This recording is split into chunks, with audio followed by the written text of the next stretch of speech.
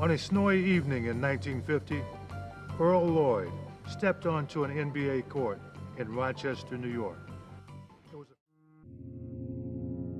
This is Then and Now.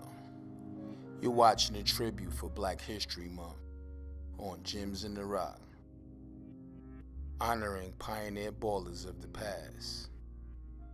This story is about Earl Lloyd, born April 3rd, 1928 in Alexandria, Virginia. How did Earl Lloyd change the world?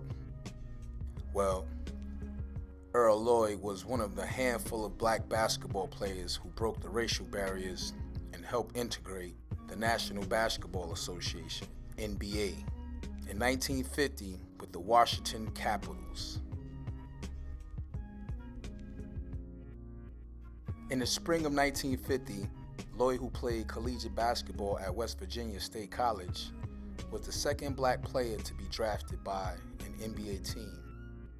Chuck Cooper had been chosen by the Boston Celtics at a few picks before Lloyd's selection by the Washington Capitals. Nate Sweetwater Clifton, however, was the first African American to sign an NBA contract, joining the New York Knicks that summer. The schedule resulted in Lloyd being the first black player to take the court in an NBA game on October the 31st, 1950. 1971 to 1972, he also worked as a scout for the Pistons. In 2003, he was inducted into the Naismith Memorial Basketball Hall of Fame. Shout out to Earl Lloyd, much respect due. Salute, and I want to give thanks to you and your legacy. I appreciate what you've given to basketball, breaking barriers, giving back to the community on so many levels, as well as to the world, your fans, your friends, your family. Earl Lloyd, you are a true pioneer in basketball history. On this particular flyer, it says, first African American to play in an NBA game. Debuted with the Washington Capitals on October 31st, 1950. In 1955, with the Syracuse Nationals, he and Jim Tucker were the first African Americans to win an NBA title. Became the first black assistant coach in the NBA for the Detroit Pistons. I came across this article written by Kobe Brown. He has a passion for writing and creating film. In this article, writing about Lloyd, he says, like most athletes of his era, Lloyd was acutely aware of his talent and character, on and off court, which made him an example of, and in many ways foretold, what purpose-driven players can accomplish on an even playing field. The salaries, endorsement opportunities, and lanes for social mobility of early NBA players were dramatically different than that of players today. What if they gave sneaker contracts to players during this time? Marketing was way before, our time. Your name is your brand is your name. We have Michael Jordan, billion-dollar industry in the Nike industry, the Jordan brand. Puma making a major comeback. Adidas been around.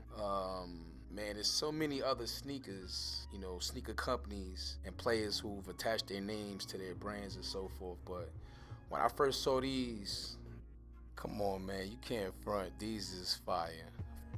I mean, can you truly ask yourself, if you was alive back then, would you have worn some Earl Lloyds? I mean, when you think about it, this was the first actual go-to basketball shoe before all of those brands. He has some quotes that are very interesting to me. This one says, "My parents taught me one thing, to fit every situation, and that's to never, ever dignify ignorance."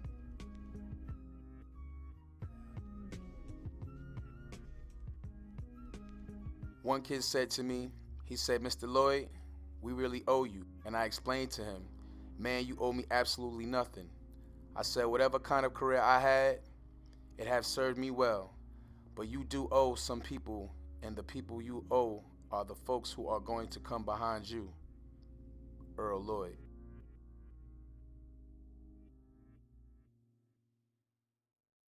In Kobe Brown's article, it reads, "The lead that young Earl Lloyd occupied was drastically different than the one we know today, where black players make up 74% of the league.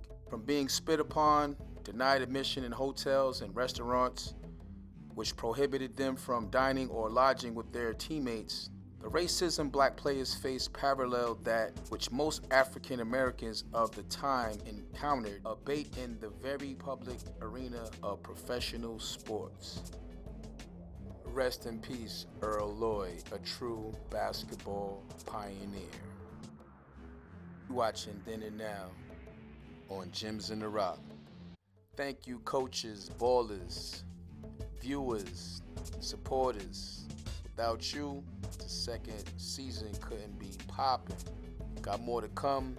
Special edition right here for Black History Month. Please continue to hit me up via email. If you want to continue to support, you can still cash at me.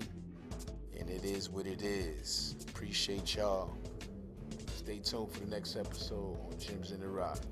And don't forget to subscribe. It's free.